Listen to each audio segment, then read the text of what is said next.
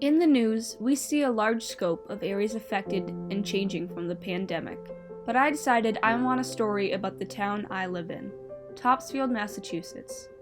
Mostly known for its fair, which is the longest running in the country.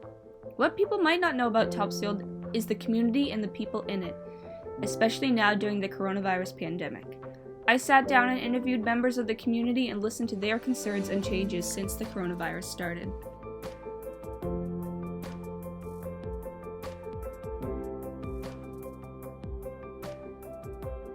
The first members of the community that I interviewed were the essential workers. I asked how their life and jobs have changed since the pandemic. I would say the biggest changes for us, first of all, our call volume. So most people have seen a reduction in their call volume because, and especially in the beginning, people were told not to go to the emergency room. People are afraid to go to the emergency room. And we haven't seen that. We've seen an increase in calls. And some of that is due to the fact that people are home. So they're doing things that they might not normally do, like home improvement projects and stuff like that, cooking, things that they could get themselves in trouble with because it's not their typical activity. So we've seen a big increase in calls for service. I would say for me though, and for the department, the biggest change we've seen is that we treat every call like as a hazardous materials incident now. So we wear masks and goggles and gowns and gloves and hoods. And that service delivery method is really different for us. We're used to be really hands-on, nurturing, comforting to people, and I think that that's probably not very comforting to see us come into your house like that. It's hard to make a connection with someone who's distressed when you look really scary. So I think for us, those are the big things. The equipment that we now carry, the disinfecting of our equipment, and then the symptoms of COVID and the treatments for the people with symptoms of COVID are not like traditional things that we would do for people. So we've really had to alter our treatment protocols, change on a weekly basis. So we have to do a lot of training to make sure that we're keeping current with how we take care of people. That will never be like we were before. We typically, we were pretty good about wearing masks. If someone had flu-like symptoms, we would wear a mask. We'll probably never do calls without masks now. And more so when you'll get those flu-like symptoms, we'll wear the gowns and the face shields and things like that. It's allowed us some treatments that we didn't usually do that they'll let us do now, different airway management things to keep us out of people's airways, to keep us out of where the virus is spread. We'll look at different methods of staffing. They've changed the different staffing, so it might not necessarily be two paramedics together or even two EMTs. It might be an EMT and a first responder. We'll be able to we'll change the way we don't necessarily always take people to the emergency room now. We might have a discussion and then get a doctor on the phone and discuss with the doctor whether we come to the ER. So we'll never ever be the way we were, and I think a lot of things that we've changed now we will continue to do moving forward. So what we've done, we've gone to 12-hour shifts where we used to do 8-hour shifts, and only our full-time officers are working. We're not allowing our part-time officers to work. So we'll do 12 hours on, 12 hours off, and then we're assigned to the same car every shift. And once I turn this car in, it can't get used for 12 hours. We have to decontaminate the car before and after shift. And when we come in the morning, another officer has to take our temperature. We have to answer a questionnaire before we're able to report to work. Another thing is where the court systems are closed. It's changed our whole idea how we're doing work. We're trying to issue more summonses and arrests. We try not to bring anybody into the station. The station's closed. We no longer handle incidents in the station. Everything's over the phone unless it's life or death. And same when we're first responders on medical emergencies, we're only going in staging, and the fire department with all the appropriate personal protective equipment, they're going in first, and we'll only go in if it's life or death that they request us. What we are doing, we do the birthday parades. So it's more for the younger kids. We're doing it for like pretty much up until about 6th grade. And usually we would never do this, but a lot of the kids are stuck at home. It's more community service oriented, where it's a quiet town, so it affords us the time and opportunity to do it. It's good public relations, and it's great for the young kids. You know, you feel bad, they're stuck in their houses, can't celebrate with their friends, so it's always nice to see a police car, a fire truck come down the street to acknowledge their birthday. My job has changed. I work at town hall, and town hall is closed to the public, so I have to meet people outside if I'm going to meet them. And do, people coming in to apply for marriage licenses and things like that. And then everything else we're doing online or over the phone. So we're very much a, in front of people type office, but right now we have to change that. So I the social interaction a little bit. I'm definitely getting more work done because I'm not getting interrupted all day long, but it's definitely easier for our job to be able to see people coming in. And we have the local election coming up and town meeting coming up, and that's going to be hard.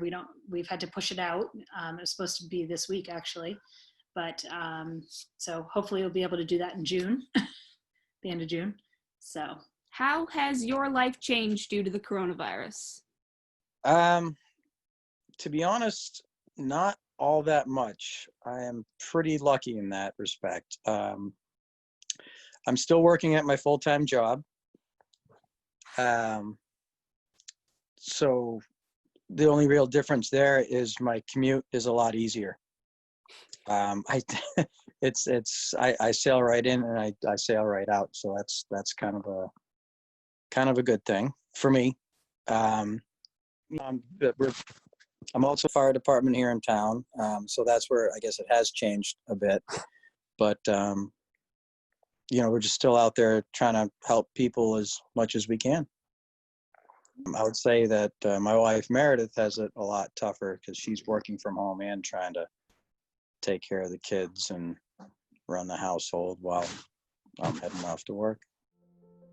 Another large concern in the town was how students would be affected by the pandemic after no longer being able to attend. I talked to high school teacher Jared Scarpacci about the change. Overall, it's been, I think, a challenge for all the teachers. One, using the new platform was on Blackboard was not something that any of us had ever used. So there was a quick educational component for us, and then I think for the students, it's been a challenge for them quite a bit to try to figure out not necessarily how to use it, but just the whole change of the way we're teaching and learning now has been a problem. Yep. I think 100% they're way more successful in being in school. They are not, the accountability factor here is questionable. When they're in school, they're certainly accountable for their work and getting it done. And I can even see students now that are passing in work. They have a week to pass it in, work that would have been done in one period. Yeah. So it's a challenge for some students. The motivation factor is going to be the biggest, I think, problem moving forward. It's a problem now, but moving forward, being motivated outside, unless there's that accountability piece, it's going to be trouble. I talked next to healthcare workers. Well, normally I am a primary care doctor, so I usually work in an office. When this first started, the hospital that I'm affiliated with anticipated that there would be a large surge of patients in the hospital and that they would need additional doctors to work who don't usually work in the hospital to take care of these patients. A lot of the traditional hospitalists were pulled to work in the ICU, so they asked some of us primary care doctors and specialists to step up and serve as hospitalists. So that has changed in that I now am working both my regular primary care job and also doing some shifts in the hospital taking care of patients who are hospitalized. I come home through the garage where we have a laundry room in our basement. I take off my scrubs and throw everything in the wash, and I put a bathrobe on and I run upstairs and take a shower before I touch anyone. I leave my shoes in the car. I Purell everything that I have touched before I take the shower. Then I take a shower and go about my normal routine, eating dinner with my family, putting the kids to bed. All right, is there anything else you feel like you want to touch on? Anything else that you feel like is important as far as the virus or pandemic? I think, well, a lot of people have said, I used to, when I was in residency, this is essentially what I did in residency. It's been a while since I've done it, but a lot of things are similar, but what's really different and very strange during this time is that patients in the hospital can't have family. And it's very challenging for the patient, understandably, who's sick or elderly or confused. It's really challenging for them to not have family right there with them, trying to help them understand what's going on. But it's not safe to have lots of outside people in the hospital. So we do the best we can. We use computers and FaceTime and other ways to try to get people to see their family, but it's just very, very strange and really sad for a lot of these people to not be able to have their family with them. So that's one thing that I think you hear about in the media, but it really hits home when you're actually taking care of these people. First and foremost, I am still working outside of the home while my kids are homeschooling, and my husband is working from home and helping with homeschooling on the days that I work. So how has my daily life changed in work related is the over 55 community I work in, I pull up to the front gate and I'm asked about 14 different questions about any symptoms I'm having or any symptoms at home, or if I've been to any other senior living or healthcare facility in the last 24 hours, or the last 2 weeks, I think the question is. And if any of those questions are answered as yes, then I am not allowed to enter. And once I say no to those questions, obviously, as I've been able to lately, I have to go to another place on campus and have my temperature taken. And then I get a bracelet, which, how old are you? You're not 21 yet, right? It used to be, the bracelet you used to get would be when you would go to a bar, it would signal that you're 21. Well, now I get it to make sure that I can be at work.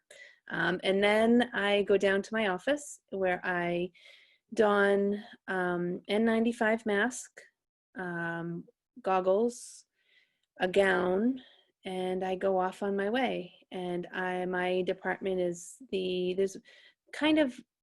we're one of the only departments that are allowed in the patient's homes right now. Obviously, because we are within 6 feet and in the patient's homes, we are in full garb the entire time, which is very hot. I don't know if I told you this yesterday, but the testing for an N95 mask is a little bit nerve-wracking for anyone that hasn't gone through it. Like, you have to put the mask itself is very tight and doesn't allow for any extra air coming in, so it's a little claustrophobic. And then in order to be tested for it, you have to put a hood over your head, and they spray like stuff inside to see if you can like taste it or smell it, because if you can taste it or smell it, then it's not the right size. So even that testing alone, that's when I realized that I am claustrophobic. So initially when the it's sort of, I feel like I kind of do it in waves. When everything first happened, it was visitors were shut down instantly. No one was allowed in, and they really kind of pulled me out a lot of my patient care, because they weren't sure everything was still evolving. So my census went way down. I had like 1 or 2 patients as opposed to the normal, like I would say 7 or 8 that I usually carry. And they really didn't want people going in. Well, then the time went on, and now we're getting people out of the hospital again. So our census is climbing a little bit, but one thing that they have needed help with is home health aides. So because family members aren't allowed to go into the buildings, you'd think like some family members just go in to put update their little pill boxes or whatever. People can't, the family members can't do that right now. So they've needed a lot more home health aid support with like meal prep and bathing and dressing and things like that. So I actually have been working as a home health aide at times to just kind of help out, because it's something I'm skilled to do. And they need it because we have so many more people that need extra help because their extra help can't come in.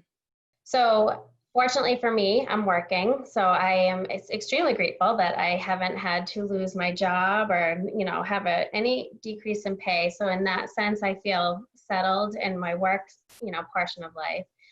But then also I am still going to work while my kids are home from school. So that has been definitely a struggle for us. My husband is able to work from home as well. So we're both working, but thankfully he is able to stay home so I can go to work. So we've been trying to balance this homeschool thing. I think that's the biggest thing, the biggest hurdle that we've had as far as at home. But the kids have really taken off on that, and we do morning to lunch, and then that's done. Then we enjoy the rest of the day. And so we've been able to get through that. I feel like honestly, there's been a lot of good change in our life in the weirdest way. Life has slowed down in a way that I feel like we've been able to give the kids a simpler childhood without the running around rat race that we had. So I love that they're building forts in the woods and they're spending so much time together. So there's been changes that I actually have welcomed for sure. But I think those are the big significant things is balancing work, trying to stay positive at home. When at work it can be stressful, but basically trying to keep a really positive environment and vibe at home right now during all of this. Work has changed significantly. Just the mindset has been a huge shift from a lot of things we were ever taught. We were never ever supposed to reuse masks ever. And to now have to accept that we're going to reuse them, not for the entire day, we're going to decontaminate them and have faith in their system to decontaminate. And there were certain things we were always taught about these masks in particular that we weren't ever supposed to do that. So that's been it's been a big psychological game, I think, for a lot of us to try to understand the things are not perfect and this is the best we can do. And that's what we have to, we're working under less than desirable circumstances and doing the best under those particular circumstances, not the best for, in the real world. But we at work, I work at Boston Children's and we're in a procedure lab. So we take care of kids who all have heart defects. And so the hospitals were able to minimize elective surgeries, but there's not a lot of elective things going on at Children's. If kids are having surgery, it's for a good reason. And I know in our cardiac population, timing, they can't be delayed. They can't be put off for a couple months. So we've really had to get creative with how we were going to keep the doors open and not let our kids get sick, because we have already seen the effect of delaying a lot of procedures on our kids. They've come in a lot sicker. So at work, we had to create teams. So now I don't see half of my coworkers anymore. We created an A and B team, and we are opposite each other so that if somebody gets sick, gets COVID on one side, and they all need to be quarantined, it divides us so that we're not all crisscrossing. So we've had to break up that way. So it's been that way all along. Same with doctors. Our team of physicians are the same way. And we just had a meeting yesterday of how at long term, this is going to be the new normal for us, which is hard, keeping our patient loads low during the day and stretching them out over multiple days during the week, so that we can minimize contact with each other and still get our patients taken care of the way we need to. There's been all kinds of parts at work that's created some problems, even space. Children's was always hard on space for patients. And now we've had to, where the double rooms that we've had in the hospital are no longer able to be doubled. So we've lost beds in the hospital. So now we're even in worse shape now for beds for kids who need that. It's been tricky. We're able to screen kids pre-procedure at Children's for COVID. It's not 100%, but it's pretty accurate. But we also have parents coming in that aren't being tested. And so there are times when later on we find out a parent that was there was positive. So it's just been every day is a little different and you really don't know what you're going to get. So, but I think there's been, on the flip side, I think that it has really highlighted important parts of our practice that I think we knew about, but it has really driven home the importance of a lot of our practices in the hospital. So I think it's, in the end, the heightened awareness is going to benefit us for sure in the long run. I would say that my life has changed and that my predominant job that I have has been basically put on hold. So I do a lot of work in healthcare, and I'm a nurse practitioner, but I haven't worked as a clinical nurse in almost 16 years. As a result of the pandemic and the outbreaks, I actually am now working as a volunteer at a Boston hospital to help to support those efforts. So I'm part-time doing my actual job and full-time doing hospital nursing to help to support, Massachusetts efforts around COVID. So I guess probably just a little background on kind of what Boston Hope is. So Boston Hope is the field hospital that was set up at the Boston Expo and Convention Center.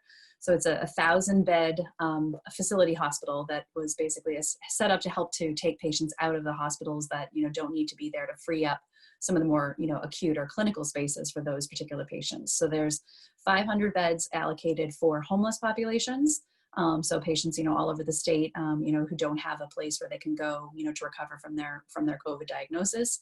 And then 500 patients for, basically coming from the hospitals that can't go home because of maybe underlying medical conditions, or the situation at home just doesn't lend themselves to be able to go there. So when I'm there, I'm working as a nurse. I'm not working as a nurse practitioner, which I am.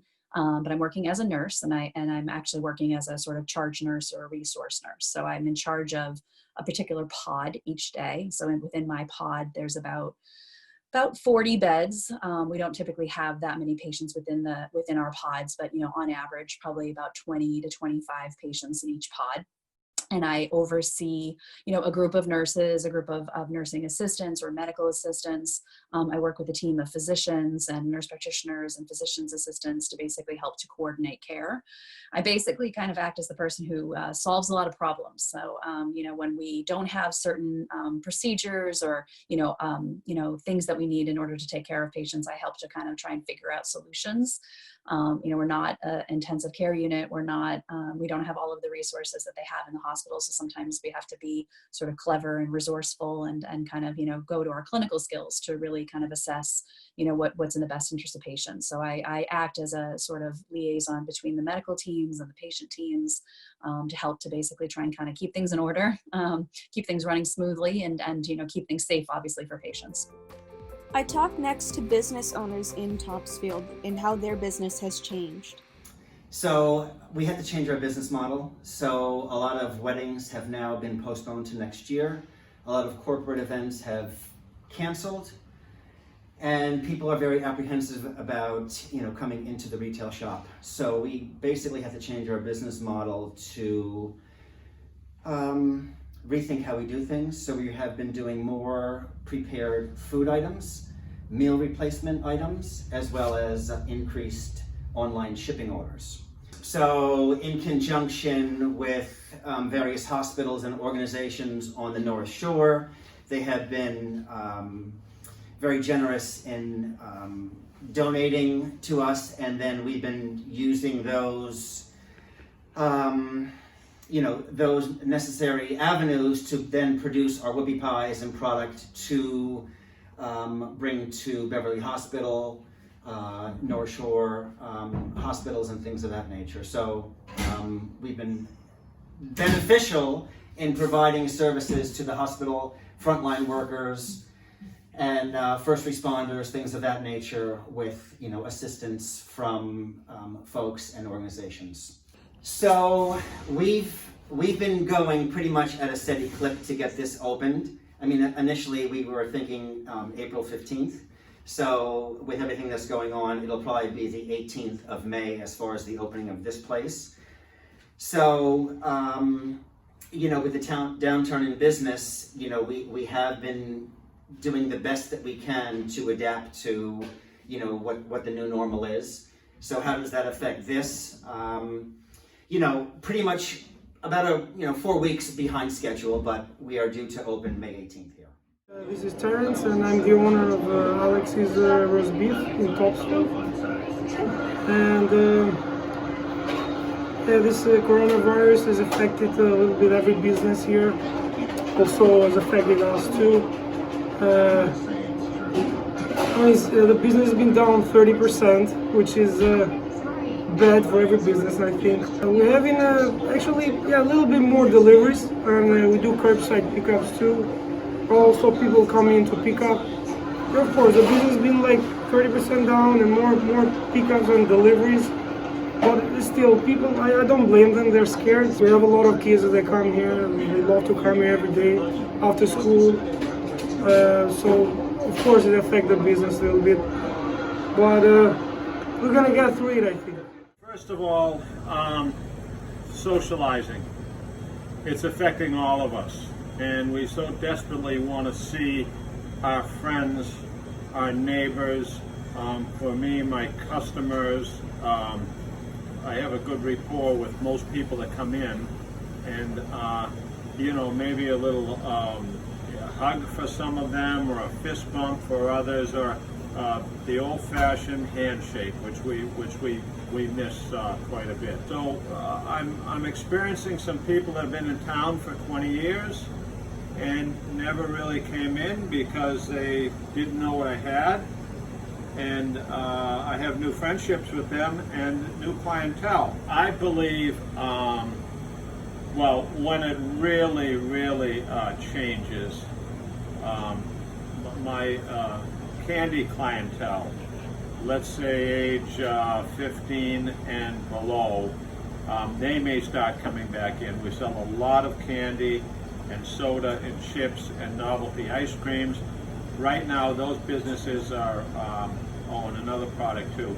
That business is way down. Parents are looking after their children and not let them frequent out and about town as much. If school was on, the schoolyard is right behind here. They'd all come over and rush in and get their afternoon goodies. Well, that's gone right now. The other business is lottery business. Lottery business, I would say, for me, I'd say is 75% off. It's way down, but I do believe that these portions of my business will come back, and I do believe I'll have some new customers, and would hope that would that be so. Well, there was definitely an increase in customers in Topsfield that needed an essential place to come to, and they've definitely been coming. So business has definitely increased, but we've had to implement so many more items. We had the store had many basic day-to-day items, between beer, wine, sodas, candies, coffee. So when we took over the store at the beginning, we had plans to implement breads, produce, meats, sliced deli meats, and bring that extra added element to have our store be between like a / Whole Foods, Trader Joe's, and a convenience store. So basically you get your meat chips and your Doritos here, and also get an apple to deli meats to everything. So we added all this extra stuff, which has made a huge difference, and we created a lot of confidence with the customers in the area. So it's been a definite positive. It's very sad that this is happening, but we always had intentions to implement all these ideas. And you'll be keeping all these extra items even after the pandemic? Yeah, 100%. As I mentioned earlier, we had plans on doing this, but this was kind of no one expected anything like this to ever happen, and it was so sad, but we always had plans to implement, and this was part of our project. So it just had made us do it a lot faster. Our inventory quadrupled, but so far so good. We hope that the customers continue to be our patrons and come here and use our store even after this happens. This comes to an end. This is sad, the COVID-19. Your project that you have been doing, the front porch photos, tell me about that. What kind of started that idea? What have you done to grow on it? How, things like that.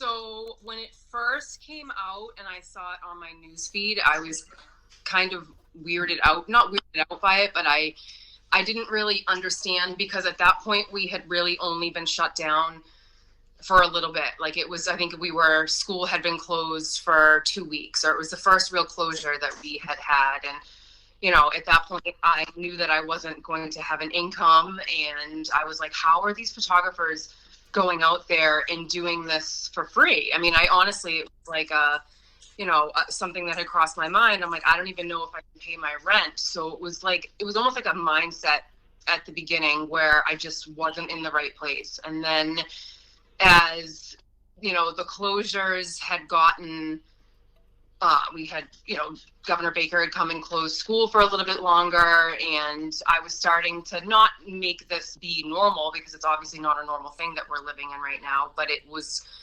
becoming something that we had to deal with, and I missed taking photos. And I had a friend who is doing this for Peabody, and she posted on her page that it was the most rewarding project or rewarding thing that she has ever done since having her 3 boys. And at that point, it kind of, came together, because I thought, you know, I miss taking photos, my sanity, you know, I needed it for my sanity because I'm home, you know, with the kids, and it was almost a good thing for me to, you know, get out of the house.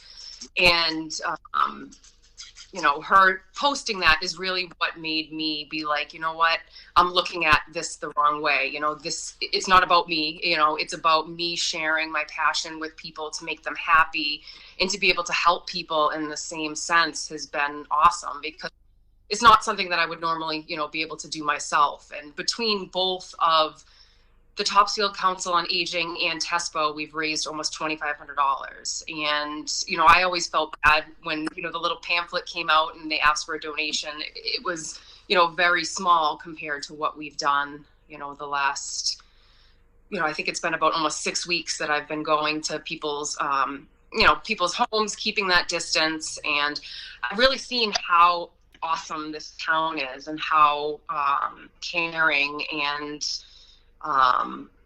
you know, it's been a really eye-opening experience. And I've gotten to meet over almost 80 families, you know, going, you know, just around town. And I don't know, it's been awesome.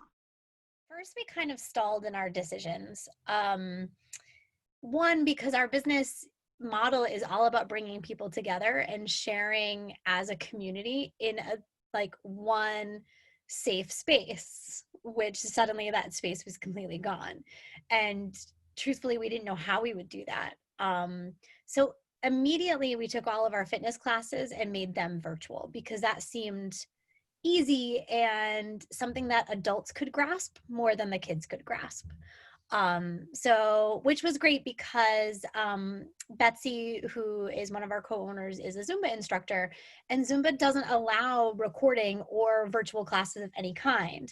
But the minute this happened, they like opened the floodgates and allowed everyone to do that. So we were lucky that we were able to continue the memberships that we had for our fitness program kind of right out of the gate, which was great. We took everything down to about the third of the cost, because we knew that, you know, you're not having the same experience when you're in a workout class together, and you're kind of, you know, the whole theme of what we do is like a party, like whether you're going to come together and sing and you're having this shared experience, you're not having that shared experience. So we decreased the price for that. So that was awesome. We were able to do that out of the gate. We had a lot of false hope in the beginning that it wasn't going to be what this is. So we just said, we're going to follow the school guidelines, kind of like how we would for a snow day. That feels familiar and good. So we'll just do that a little bit. And as time was going on, we realized we couldn't just wait for May 4th, that we wanted to engage our community more. So we did these creative co-op challenges, which were super fun. We just posted them on Facebook, but we got awesome response. We gave away some free t-shirts. We did that kind of thing, but it was a way to ignite their creativity and their imagination and get like a little bit of togetherness, even if we couldn't do a virtual class yet, because we weren't ready for that. It kind of gave us that moment to breathe and think. And then we did a couple of virtual classes, but we weren't even sure how to do those, because Amy and I tried to do one where we were social distancing and wearing masks and gloves, and we were like, this is not working. And we couldn't figure out how to be together in the space. So we did one class like that where we were physically together, but we used that time to then record, I think in one day we recorded like 9 or 10 videos. So then every week we were able to send our classes video installments to kind of keep them going and for them to use like on their own time. As a parent, navigating the remote learning was really tough. It's still continually tough, but in the beginning was like, I don't know, the walls were melting over here. So I knew other parents may be in the same boat. And I was like, if we can't, we are just going to give you something that like, if you want to go do the laundry or go make dinner or something, play this 15-minute class for your kiddo and let them get some music and you get some time for yourself. So we did that. And then we realized we're not going back to school. So we were like, okay, now we are going to ramp it all up. And at that point we converted everything to virtual classes. So we tried to finish out our current classes, but it was challenging for our students. I still think they don't totally understand that we're not doing their show. It was hard for our older kids to grasp more than our younger students, I think. Like our proctor age kids, like the 4th and 5th graders that we had, kept saying, well, and then after this, we'll do the show. We were like, we don't know when after this is. So I'm like, you might need to ask someone about that because I can't explain it because I don't understand either.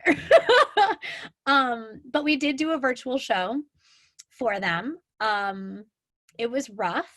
For our younger kids, I think we did it better and smarter in that we recorded their solos and we sent them to their families as like, and now share this with everybody, like watch Lena sing, and she's so awesome. And for our older kids, we tried to put the show together in a virtual way, and it was just incredibly challenging. They can't sing together on a Zoom call. You can't play one instrument and have someone sing with you. And if you try to all sing together, it's like the worst round in the world. It's like everybody at different times, and it's awful. And the kids were frustrated and annoyed. So that one class, our last class with our older students, took twice as long, and we ended up just shutting the whole thing down halfway through. We redid the entire show, and I reassigned all the parts so they could sing one at a time and nobody sang together. So it was good, but it was challenging, but it also allowed us to pave the way for what we're doing now, which is virtual classes, super, super small, deeply, deeply discounted, because again, we know it's not the same shared experience, not what we want, not what live theater is. Amy is teaching virtual piano to our older current students. The younger students really kind of need that tactile support as they learn. They need her to show them where to put, like show where their hands need to be and how to communicate, like take what's in your brain and put it through your fingers and all of that. And that's really challenging if you're 4 years old. But our older kids are doing virtual piano. We are doing acting and 2 musical theater sessions for our younger kids. And then we're doing a high school monologue workshop too. And all of those we're doing in a kind of a different way too, much more focused on solo performance and then interjecting those solo performances into a group. We do these awesome Friday morning virtual sing-alongs, which we did this morning. We sang Seasons of Love from Rent. But before that, we know who's going to be in the class. And so Amy goes through and assigns every single person a line. And everybody's up in their gallery view on Zoom, and they mute when they're not singing and they take themselves off. And so the whole song flows, but everybody is just singing at different times, which is really a cool way to do it instead of everybody recording it and then us kind of assembling it on the back end. Like to have that experience of doing it is as close as we can get to kind of being together. So yeah, we're still new to it. We're still struggling with it, but we're trying. And we had an event with Tom last night that your mom was at, which was super fun. We weren't sure how those were going to work. It's our second one that we did last night. We have another one in a couple weeks. Again, because it's all about coming together. But what we found was that people couldn't wait to come pick up their supplies. I mean, we're all there in masks and gloves and we're keeping our social distance, but they were like, we just want to say hi to someone, to anyone that's not living in our house. So I think picking up the supplies was as exciting as doing the class last night, which was great. And it's, again, the first time we did it, we were like, everybody mute themselves. And last night we just didn't. We were like, talk when you want to talk. Like, if you need to talk right now, talk. Like, ask a question, show your flowers, make a joke, whatever you want to do. It's just an open forum. And Tom is great because he's got such like amazing, amazing energy, and is all about people making like whatever they're creating their own, which was so cool last night because at the end we have everybody hold up, what they made, and not one looks the same. So they get the same flowers. For the most part. Some colors are slightly different, but they get like pieces that are all the same. And then at the end to show and share something that you made and it all looks different, but we did it all together. It was really cool. How has my life changed since COVID?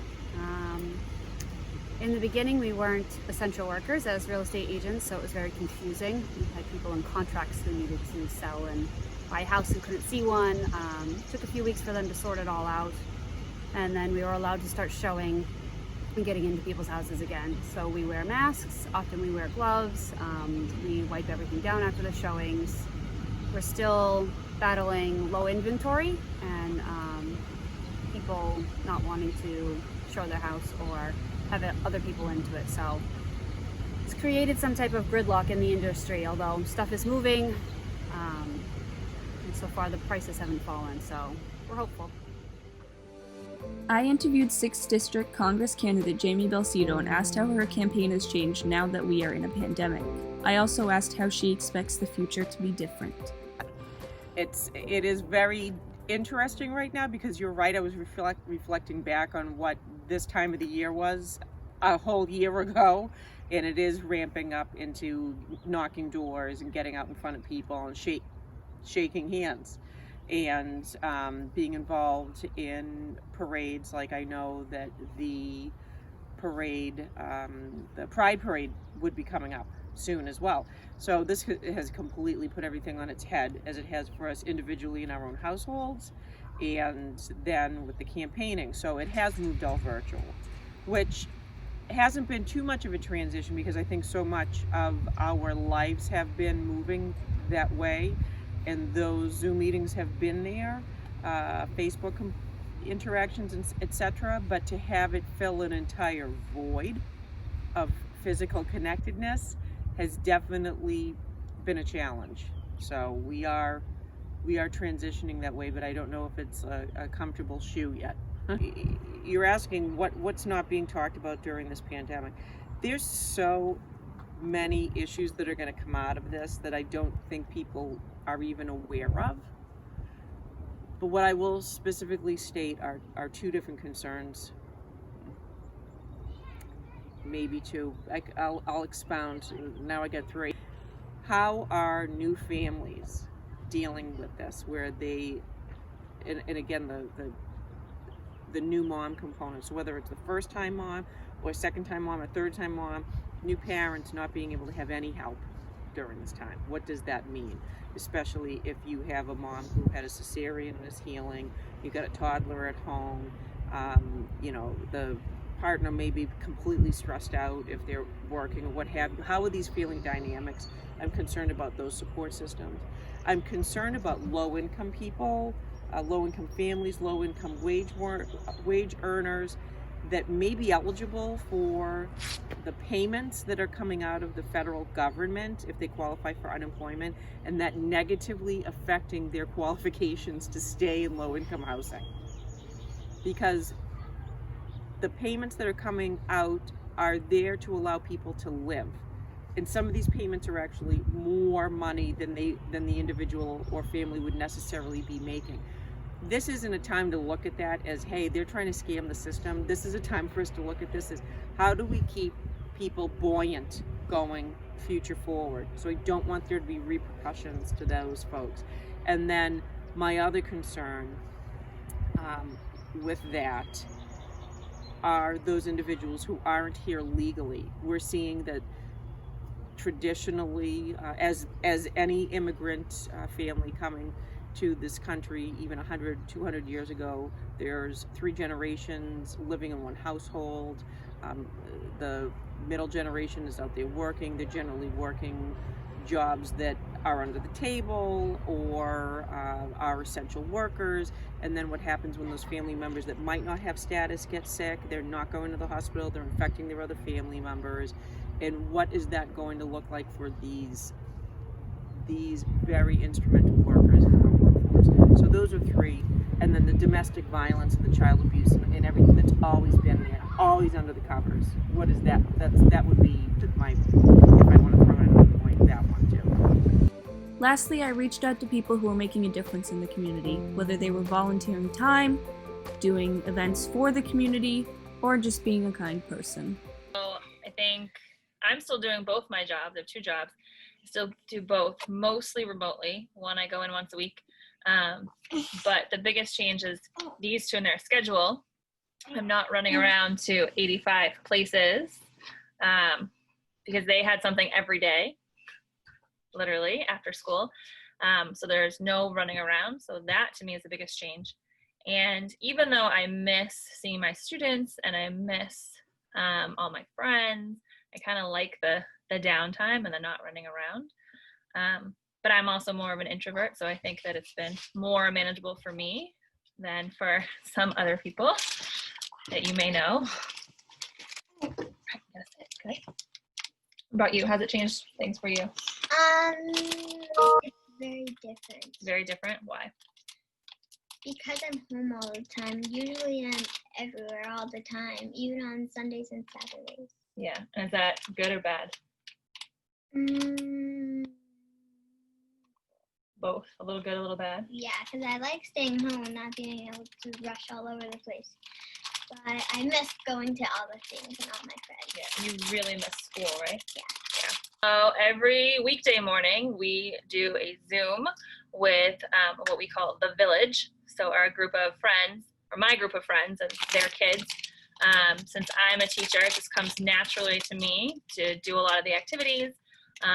And also for them to have that social time to be with their friends because they're all friends. And I think they've actually become better friends, seeing each other every day because they're in all different grades.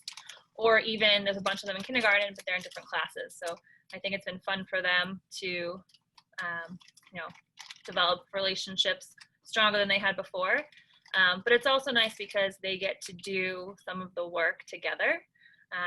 The teachers have been doing a great job sending things out.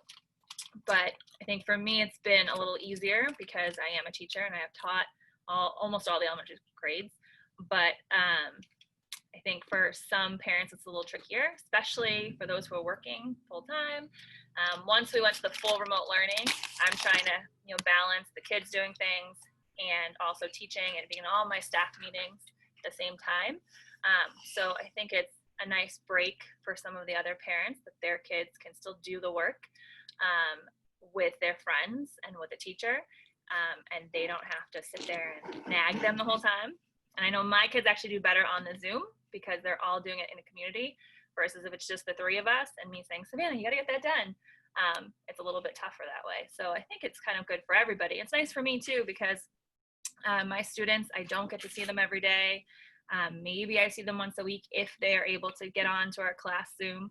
So it's nice because I feel like I have a new group of students who I do get to see daily and develop those relationships with them just like they are. Develop them with each other. So tell me about this parade. What kind of interested you in, kind of putting it together? How was the success rate of it? Just a general. So I learned that our friend Sean Hannigan was working at Boston Hope.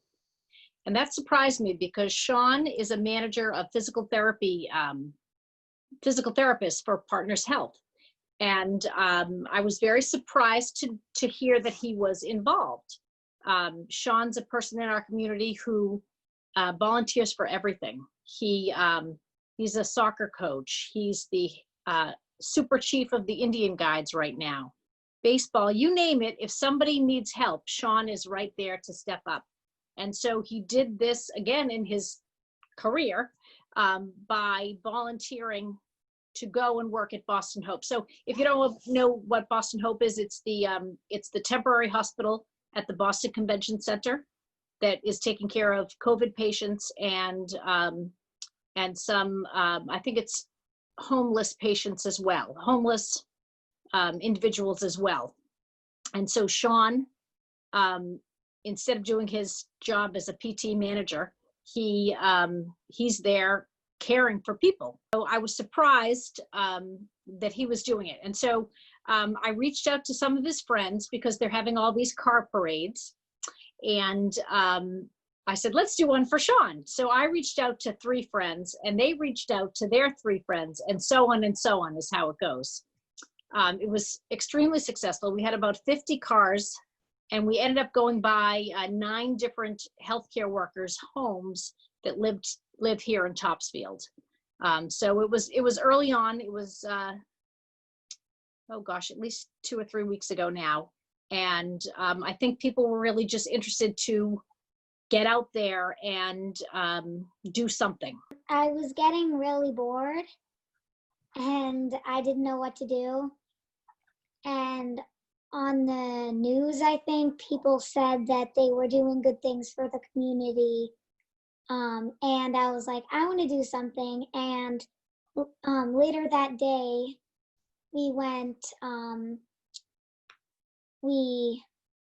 to do yoga on a Zoom.